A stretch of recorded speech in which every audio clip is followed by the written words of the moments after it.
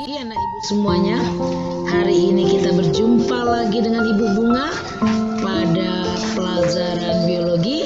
Materi kita pada pagi hari ini adalah protista. Protista, dibandingkan dengan Monera, struktur tubuh protista sudah lebih kompleks. Protista merupakan makhluk hidup yang eukariotik. Eukariotik artinya sudah memiliki membran inti. Protista tidak dapat kita kelompokkan sebagai hewan, tumbuhan, ataupun jamur. Protista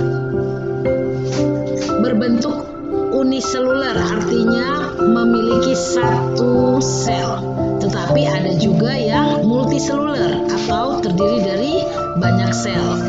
Habitat dari protista itu ada yang di akuatik, baik di air laut maupun air tawar. Tetapi ada juga sedikit yang hidup di tanah lembab. Klasifikasi protista sebagai berikut, dibagi menjadi 3. Yang pertama, protista menyerupai hewan yang disebut dengan protozoa. Ciri-cirinya mampu bergerak. Yang kedua, protista mirip tumbuhan atau yang sering disebut dengan ganggang. Ciri utamanya mampu berfotosintesis. Dan yang ketiga adalah protista mirip jamur. Berasal dari kata protos, pertama, dan zoon, hewan. Protozoa artinya hewan yang pertama.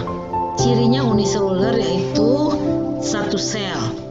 Habitatnya hidup di mana-mana, di air tawar, di air laut, tempat lembab, bahkan sebagai parasit pada tumbuhan, hewan, dan manusia, sehingga disebut sebagai kosmopolit.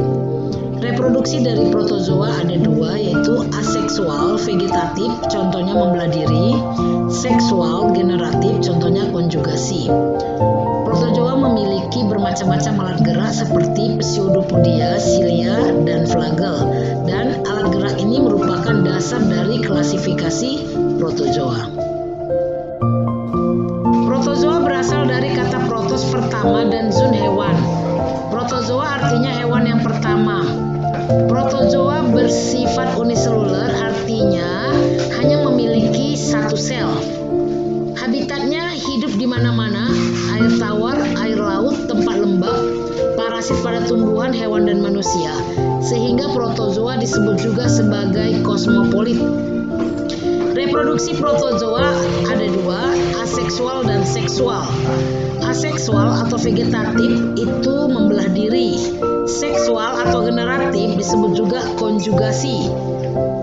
Protozoa memiliki bermacam-macam alat gerak seperti pseudopodia, silia, dan flagel. Filum pada protozoa sebagai berikut. Yang pertama, Rhizopoda. Rhizopoda ini bergerak dengan kaki semu atau istilah biologinya pseudopodia atau kaki akar, contohnya amuba. Yang kedua, kelompok flagellata. Ciri utamanya memiliki flagel atau bulu cambuk, contohnya Trypanosoma. Yang ketiga adalah ciliata.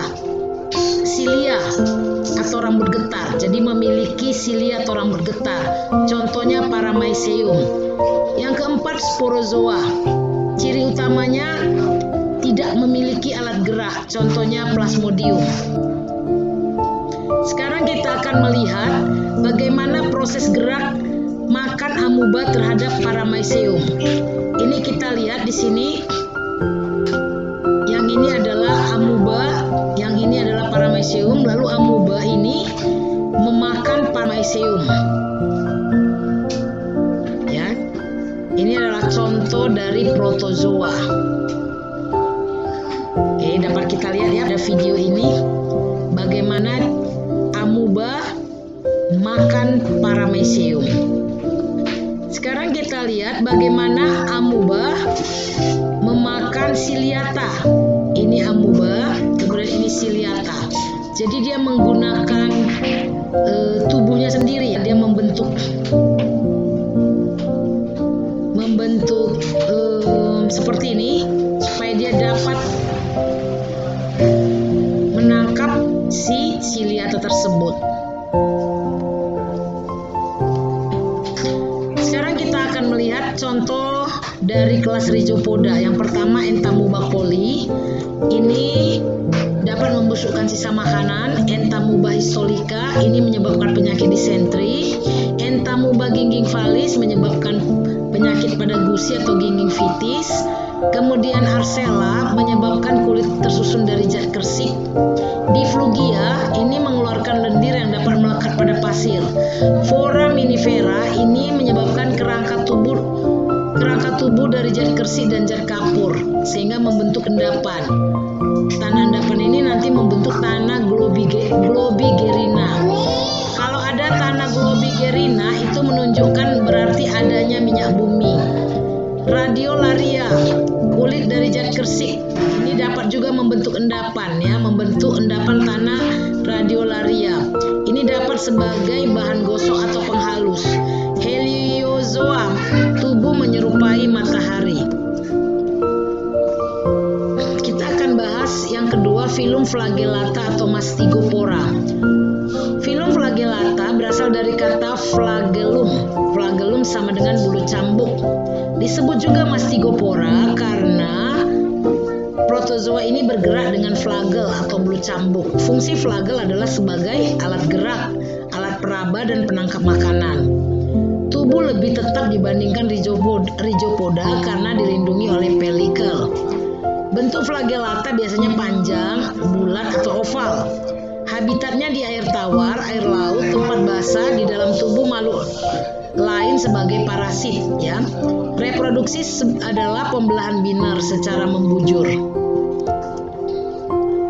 Pembagian flagellata, yang pertama zooflagellata, itu adalah cirinya tidak ada plastida ya, zoo hewan ya kan. Kemudian contohnya ini dapat kita lihat di slide, Leishmania donovani, Leishmania tropica, Leishmania brasiliensis, Trypanosoma evansi, Trypanosoma brucei, Trypanosoma gambiense, Trypanosoma rhodosiensis dan Trypanosoma cruzi. Yang kedua ada yang disebut dengan phytoflagellata. Phyto berarti tumbuhan. Ini cirinya berarti flagellatanya memiliki plastida. Contohnya Euglena viridis, Euglena gracilis, Volvox globator, Pandorina pledorina. Ini adalah contoh dari Trypanosoma gambiensis ini ya. Kemudian ini contoh Euglena viridis. Di sini ada berwarna hijau, berarti dia mempunyai klorofil atau plastida atau klorofil. Yang ketiga kita akan belajar tentang filum ciliata atau ciliopora. Ciliata berasal dari kata cilia, artinya bulu getar. Protozoa yang bergerak dengan silia disebut dengan ciliata. Fungsi silia adalah sebagai alat gerak, penerima rangsang, pengambil makanan. Habitatnya di air tawar dan air laut. Beberapa parasit, contoh yang paling dikenal adalah Paramycerium.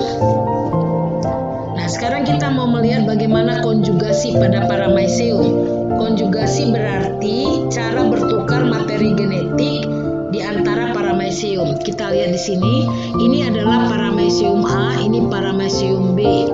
Kemudian ini materi genetiknya, ya kan?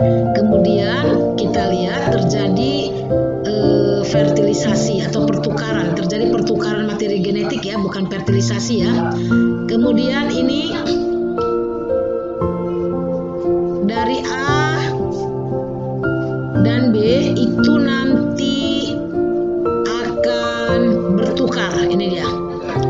Yang dari A dia akan bertukar ke B, yang B bertukar ke A, bertukar. Nah, kita lihat di sini. Di sini sudah ada warna hijau yang berasal dari B. Di sini sudah ada berwarna kuning yang berasal dari A. Artinya, materi genetik dari A berpindah sebagian ke B, materi genetik dari B berpindah sebagian ke A. Ini dia. Kemudian memperbanyak diri, dan akhirnya terbentuklah organisme yang baru, ya, yang yang A warnanya sudah berubah dari yang awal. Kemudian yang B juga warnanya sudah berubah dari yang awal. Ini hanya sebagai animasi bagaimana paramecium itu bertukar materi genetik dengan dia bereproduksi.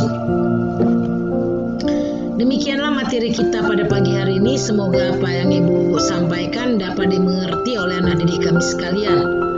Tetap semangat walaupun kita belajar secara daring dan tetap jaga kesehatan. Terima kasih anak Ibu. Salam sehat.